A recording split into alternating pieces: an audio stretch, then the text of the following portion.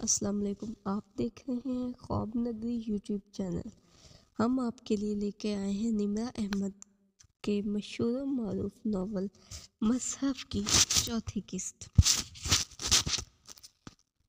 ساری رات وہ وقفے وقفے سے آنسو بہاتی رہی تھی، ٹھیک سے سو بھی نہیں سکی تھی۔ صبح اٹھی تو سر بھاری بھاری سا ہو رہا تھا۔ بمشکل ہی ایک ہی سوکھا ٹوسٹ اور چائے کی پیالی حلق سے اتاری اور باہر نکل گئی۔ اسٹاپ پہ معمول کی ٹھنڈی صبح اتری تھی۔ بینچ پہ وہ سیاہ فام لڑکی ویسے ہی خاموشی سے سیدھ کی جانب دیکھ رہی تھی۔ گود میں سیاہ جلد والی کتاب رکھی تھی اور اس کے سیاہ ہاتھ کتاب کے کناروں پر مضبوطی سے جمے ہوئے تھے۔ آج وہ قدرے تھکی تھکی اور غم زدہ تھی، سو جا کر بینچ پہ بیٹھ گئی۔ 10 منٹ کاٹنے ہی تھے تو کیا اعتراض برتنا۔ سیاہ فام لڑکی نے ذرا سی گردن اس کی جانب موڑ لی۔ رات کو ٹھیک سے سوئی نہیں؟ بس ایسے ہی۔ وہ دوسری جانب دیکھنے لگی۔ سامنے خالی سڑک تھی، دوسری طرف اکا دکا لوگ بس کے منتظر ٹہل رہے تھے۔ لوگوں کی ستائی ہوئی ہو؟ اس نے چونک کر اسے دیکھا۔ آپ کیسے کہہ سکتی ہیں؟ محتاط انداز میں پوچھا۔ تمہارے چہرے پر لکھا ہے، تمہارا دل غمگین ہے اور بوجھل، تم تکلیف میں ہو اور لوگوں کی باتیں تم سے برداشت نہیں ہوتی، ہے نا؟ معلوم نہیں۔ اس نے بظاہر لاپرواہی سے شانے اچکائے، البتہ دل اندر سے زور سے دھڑک رہا تھا۔ اور تم مستقبل کے لیے خوف زدہ اور ماضی کے لیے غمگین ہو شاید۔ اب کہ وہ چونکی، لبوں سے بے اختیار پھسلا تھا۔ تم اپنا مستقبل اور تمام پریشانیوں کا حل جاننا چاہتی ہو۔ کچھ ایسا ہو جس سے یہ تمہیں تنگ کرنے والے لوگ تمہارے آگے پیچھے پھرنے لگیں، تمہارا محبوب تمہارے قدموں میں آ گرے، مال و دولت تم پہ نچھاور ہو جائے، تم سب کو اپنی مٹھی میں کر کے دنیا پہ راج کرو۔ کیا یہ تم نہیں چاہتی؟ ہاں۔ محمل نے بے بسی سے اسے دیکھا۔ اس کا دل موم کی طرح پگھل رہا تھا۔ وہ سیاہ فام لڑکی اس کی ہر دکھتی رگ ہاتھ میں لے رہی تھی۔ میں یہی چاہتی ہوں، اور اگر میں تمہیں کچھ ایسا دوں تو؟ کیا یہ کتاب؟ اس نے جھجکتے ہوئے پوچھا۔ اسے لگ رہا تھا وہ زیادہ دیر تک ریزسٹ نہ کر پائے گی۔ ہاں، اگر تم یہ لوگی تو سب تمہاری مٹھی میں آ جائے گا، سب کچھ۔ محمل متذبذب سے اسے دیکھتی لب کچلنے لگی۔ اس لڑکی کی باتیں بہت پرفریب اور پرکشش تھیں۔ اسے لگا وہ جلد ہی پھسل جائے گی، بہک جائے گی۔ کیا یہ سب اتنا آسان ہے؟ شاید نہیں۔ تمہیں اس کتاب کے عمل میں بہت مشکل لگے گی، مگر ایک دفعہ سیکھ جاؤ گی تو سب آسان ہو جائے گا، زندگی سہل ہو جائے گی، اور پھر جن کے لیے تم روتی ہو وہ تمہارے لیے روئیں گے، وہ تمہارے پیچھے آئیں گے۔ بس کا تیز ہارن اسے ماحول میں واپس لایا۔ وہ چونکی اور بیگ کا سٹرپ کندھے پہ ڈالے اٹھ کھڑی ہوئی۔ 10 منٹ ختم ہو چکے تھے۔ میری بس۔ وہ تیز تیز قدم اٹھاتی بس کی جانب بڑھی۔ دل ابھی تک زور زور سے دھڑک دھک کر رہا تھا۔ محبوب قدموں میں، لوگ مٹھی میں، دولت نچھاور اور دنیا پر راج۔ کیا یہ سب ممکن تھا؟ وہ اس کے کہے الفاظ پہ سارا راستہ غور کرتی رہی تھی، لیکن پھر بار بار خود کو جھڑک دیتی۔ یہ کالے علم، سفلی علم، جادو ٹونے چلے وغیرہ برے کام تھے، اسے ان میں نہیں پڑنا چاہیے تھا، اسے نہیں سوچنا چاہیے۔ کالج کے دروازے پہ اترتے ہوئے اس نے فیصلہ کر لیا تھا، وہ آئندہ اس سیاہ فام لڑکی کے قریب بھی نہیں جائے گی، بینچ پہ بیٹھے گی، نہ ہی اس سے بات کرے گی۔ اسے ڈر تھا کہ اگر اس نے ایک بار بھی اس کی بات سن لی تو شاید قبول کر کے کسی ایسے گمنام رستے پہ نکل پڑے جس سے واپسی ناممکن تھی۔ اس دن سدرا کے رشتے کے لیے کچھ لوگ آ رہے تھے۔ یہ خبر مسرت نے اسے تب دی جب گھر بھر کی صفائیاں اور پھرتیاں دیکھ کر ماں کی طرف آئی، ورنہ پہلے تو جب بھی دوپہر میں لاؤنج کا دروازہ آہستہ سے کھول کر اندر آتی تو گھر بھر میں سناٹا اور ویرانی چھائی ہوتی، اور آج لمبی سی سامیہ بانس کے جھاڑو سے چھت کی جالیں صاف کر رہی تھی۔ سدرا ڈرائنگ روم کی ڈیکوریشن کو اثر نو ترتیب دے رہی تھی۔ ندا ماں کے سر پر کھڑی لان کی صفائی میں مشغول تھی تو مہرین مہتاب دائی سے سر ہلاتی کچھ سن رہی تھی۔ ایک آرزو تھی جو ٹیرس پہ ٹانگ رکھے بیٹھی تھی، کانوں میں واکمین لگائے وہ کسی میگزین کے ورق الٹ رہی تھی، بے پرواہ، بے نیاز اور مغرور۔ شکر کہ خوبصورت نہ تھی، ورنہ شاید وہ آسمان سے نیچے نہ اترتی۔ رشتہ سدرا کا ہے اور یہ خود غرض خاندان سارے کا سارا لگا ہوا ہے۔ مطلب آہستہ بولو۔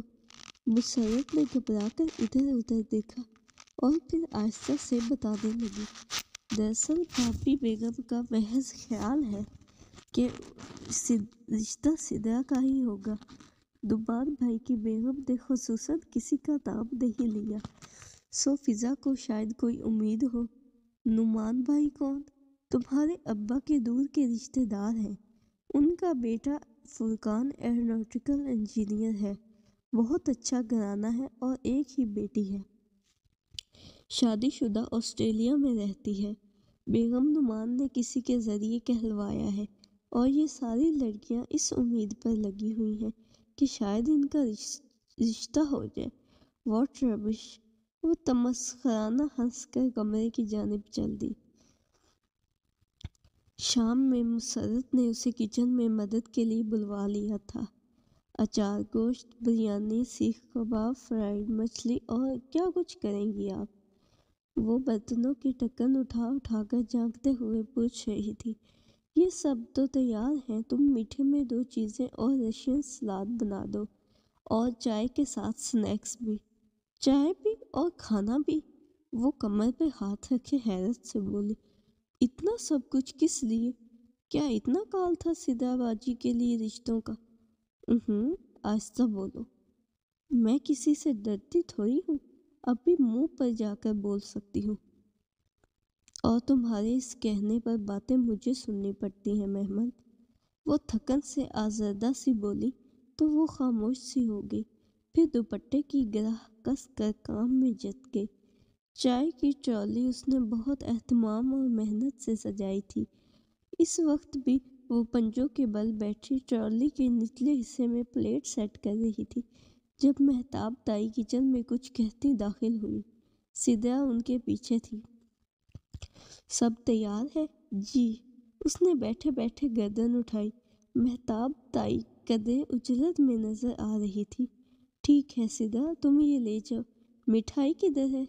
میرا خیال ہے کہ چائے کے بعد بات پکی کر دیتے ہیں، مٹھائی تب تک سیٹ کر لینا۔ وہ رشتہ مانگنے آئے ہیں، بات اتنی جلدی پکی کر دیں گے؟ وہ حیرانی سے ہاتھ جھاڑ کر کھڑی ہوئی، اور مہتاب دائی کسی اور موڈ میں تھی، سو بتانے لگی، ہاں، اب مزید کیا انتظار؟ لڑکا اتنا اچھا اور خوش شکل ہے، اور پھر ہمارے پاس کوئی کمی تھوڑی ہے۔ منگنی آرام سے 2 مہینے تک کر دیں گے، اور شادی سال ڈیڑھ تک۔ ایسی دھوم دھام سے شادی کروں گی سدرا کے زمانہ دیکھے گا۔ ان کے انداز سے تکبر کی بو آ رہی تھی۔ ایک لمحے کو محمل کے دل میں آیا، نفیس سی وہ خاتون جو ڈرائنگ روم میں بیٹھی ہے سدرا کو ناپسند کر کے چلی جائے، اور تائی صدمے سے بیمار پڑ جائے۔ آخر خود پر غاصب لوگ کسے پسند ہوتے ہیں؟ مگر شاید ادھر تو سب ہی پلان بن چکے تھے۔ سدرا نازک ہیل کی ٹک ٹک کرتی ٹرالی دھکیلتی ہوئی لے گئی، اور وہ خالی کچن میں خاموش سی کرسی پر بیٹھ گئی۔ مسرت بھی مہمانوں کے پاس تھی۔ جانے کیسے تائی کو ان کے گھر کا فرد ہونے کا خیال آیا، और इनको वहीं बिठा लिया। महमल, टिशू। नाइमा चच्ची ने जोर से आवाज लगाई। वो तेजी से उठी, टिशू रखना भूल गई थी। उफ। ये टिशू का डब्बा उठाकर भागी। बस लाउंज में शीशे के सामने रुककर लम्हे भर को खुद को देखा। ऊंची पौनी स्याह जीन्स पर सफ़ेद कुर्ता और गर्दन के गिर्द मखसूस अंदाज में लपेटा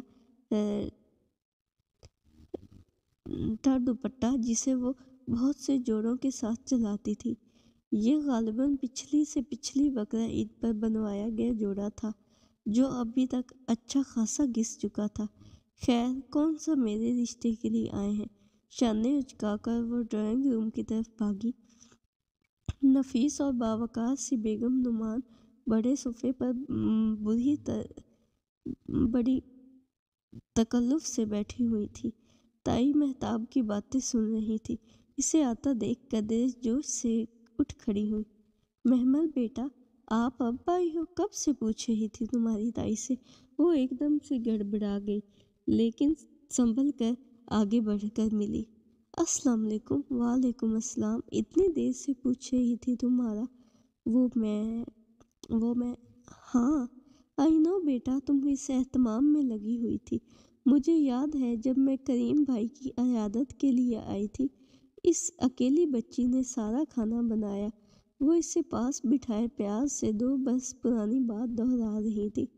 वो घबरा कर कभी ताई के तने नकुश देखती तो कभी सिदा की मुतकीर रंगत को। वो तो बस टिश्यू देने आई थी, फिर इतना इस्तकबाल।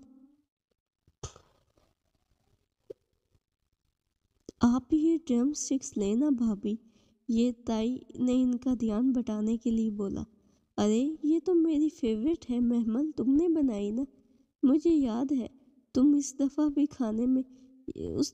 खाने में ये बनाई थी, और फरी ने स्पेशली तुमसे रेसिपी भी ली थी, और इसे समझ नहीं आ रहा था वो क्या करे।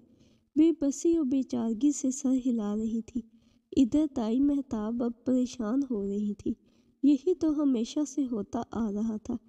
सिद्रा के रिश्ते के लिए आने वाले हर मेहमान को वो मुसर्रत और महमल की बनाई हुई चीज़ें, ये मेरी सिद्रा ने बनाई हैं, कहकर पेश करती। मगर जाने कब वो खातून इनके घर की सारी सुनगुन ले आई थी। बस भाभी बेगम, सारी लड़कियां माशाल्लाह सुघड़ हैं हमारे घर की। फिजा चच्ची बज़ाहिर मुस्कुराकर बात संभाली, मगर कदे बेचैन वो भी थी, कहीं कुछ गलत ना हो जाए। जी, ये सब तो सिद्रा ने बनाया है। बेचारी सुबह से अकेली लगी हुई थी। मुसर्रत ने जल्दी से कहा। जी जी, ताई महताब ने भी इनकी तारीफ की। जी तो रीडर्स, ये थी मसफ नॉवल की चौथी किस्त। उम्मीद है आप सबको पसंद आई होगी। कल हाजिर होंगे नई किस्त के साथ। तब तक आप लोग अपने फीडबैक से आगाह करना ना भूलिएगा। मज़ीद हमारे चैनल को लाइक सब्सक्राइब ज़रूर करें और बेल आइकन को प्रेस करें ताकि हर आने वाली वीडियो आपको आसानी से मिल जाए। कल हाजिर होंगे नई किस्त के साथ। तब तक के लिए अल्लाह हाफिज़ व नासिर।